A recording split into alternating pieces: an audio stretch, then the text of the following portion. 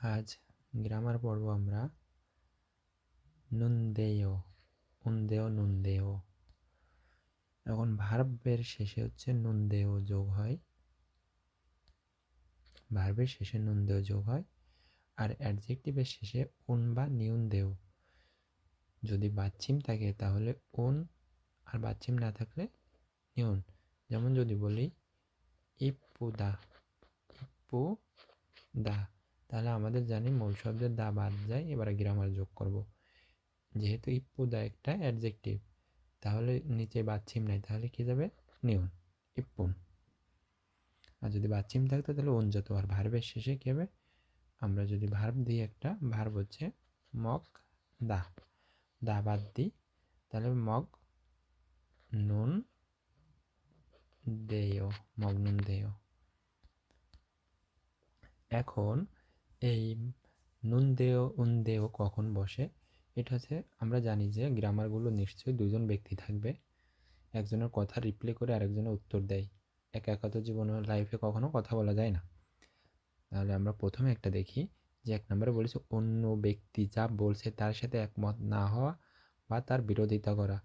তাহলে কেউ একজন আমাকে কিছু বলতেছে, আমি তার কথায় একমত না হয়, তার কথায় সায় না দেয়, আমি তার উল্টো কিছু বলা বা আমি তার বিপরীত কিছু বলা। যদি বলে যে আজকে পরীক্ষা কঠিন হয়েছে বা প্রশ্ন কঠিন ছিল, কেউ একজন বলতেছে আমার সামনে, তাহলে আমি বলতেছি পরীক্ষা আজকে সহজই ছিল। সে বলতেছে কঠিন ছিল, আমি বলতেছি সহজই ছিল, এই যে আমি তার সাথে একমত হইনি।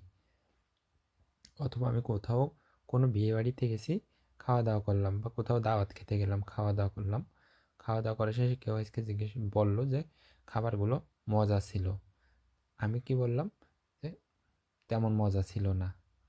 ও বলতেছে মজা ছিল, আমি বলতেছি মজা ছিল না। আবার যদি ও বলে মজা ছিল না, আমি যদি বলি মজা ছিল, তার ক্ষেত্রেও কী হবে, নুন দে। আচ্ছা, 2 নম্বরে কি লিখেছি, অন্য ব্যক্তির কাছ থেকে উত্তর বা প্রতিক্রিয়ার জন্য অপেক্ষা করা। কোনো একটা ব্যক্তির কাছে আমি কিছু প্রশ্ন করেছি, তার উত্তর আমি পাওয়ার জন্য অপেক্ষা করা। কোনো একটা জিনিস দেখলাম, দেখে বললাম এই মোবাইলটা কি সাদিয়ার,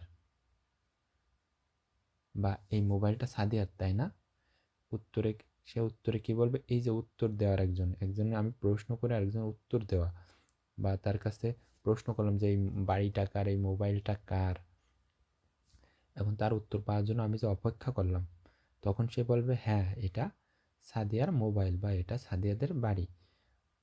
তাহলে বলবে কি নে মান্নুন দেও, মাত্তা মানে হচ্ছে ঠিক, মাত্তা মানে সঠিক। হ্যাঁ, আমি দেখে বলতেছি এটা, এই সাইকেলটা কি আবু তালার। সে রিপ্লাই কে বলতেছে হ্যাঁ এটা আবু তালার। ওই যে সে যে উত্তর দিচ্ছে সেইটাই হবে নুন দেওয়া।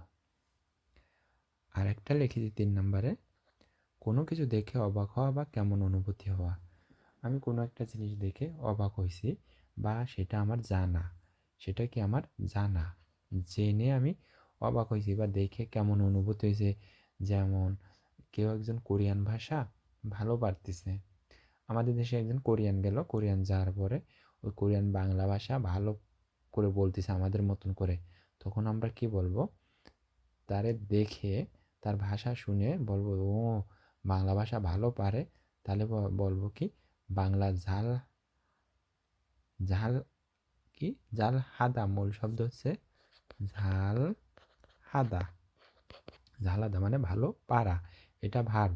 তাহলে ঝালাদা মানে ভালো পারা, এটা হাদা, তাহলে হা নুন দে, হা নুন দে, ঝাল হানুন দে ইয়ো, ঝাল হানুন দে ও।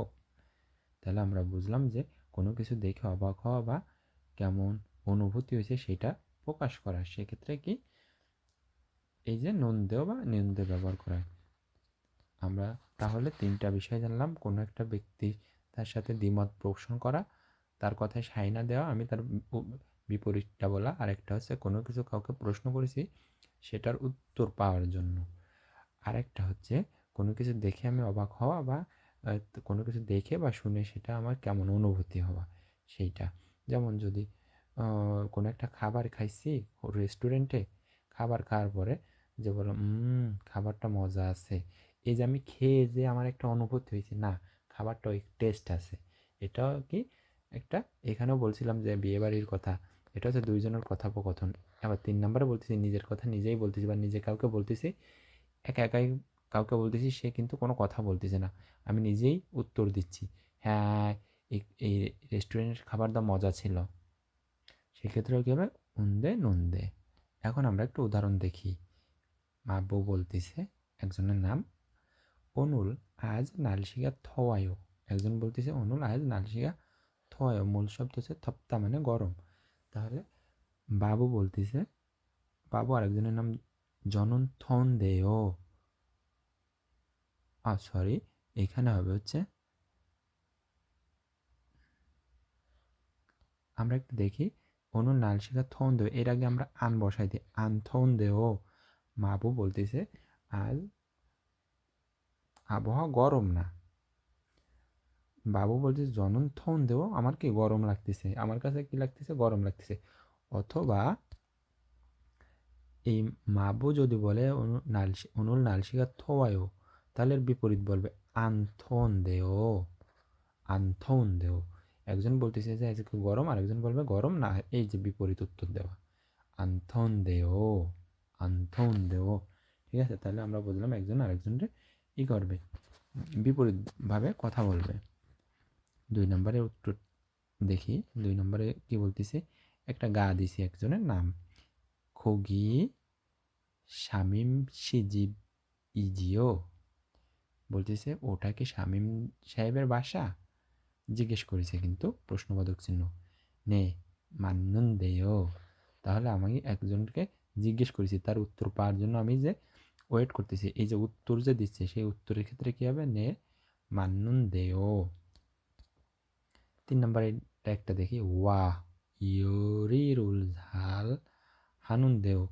কাউনো একজনের রান্না দেখে খাওয়া শেষ করলাম, খাওয়া দাওয়া শেষ করে ওয়াহ এ তো ভালো রান্না করতে পারে। এই যে একজনের খাওয়া দাওয়া করে বা তার রান্না দেখে, আমি চোখে দেখে বা এই যে একটা অনুভূতি তৈরি হয়েছে, এটা কি সেক্ষেত্রেও নুন দেও। খু মানে ওই, শিখদাঙুন মাত অমনুন দেও। তাহলে আমাকে কেউ একজন বলতেছে আজকে দুপুরে এই শিখদাঙে খাই, ওই শিখদাঙে খাই, তখন আমি উত্তরে কি বলতেছি, যে ওই শিখদানে খাবার মজা নেই, মাত অমনুন দেও। জনচুম শিগো শিপ্পুন দেও, জনচুম শিগো শিপ্পুন দেও, আমি একটু কি করতে চাই, বিশ্রাম নিতে চাই।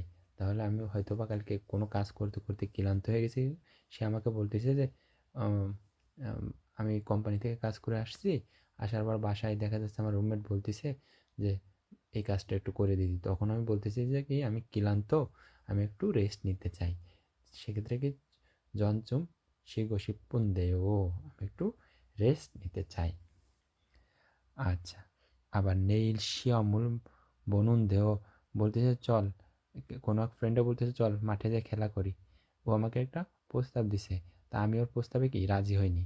এই যে 1 নাম্বার যেটা রুল ছিল, যে ও আমাকে বলতেছে খেলতে, আমি বলতেছি খেলতে যাব না, তাহলে আমার কেন যাব না, নেইল শিয়াম বনুন দেহ, ক্যালসিয়াম, শিয়াম মানে পরীক্ষা আছে, এই বনুন বোদা, মূল শব্দ হচ্ছে বোদা, বোদা, দাঁত বাদ দিই, তারপর নুন দেও হচ্ছে ভার্বের সাথে নুন দেও যোগ হয়।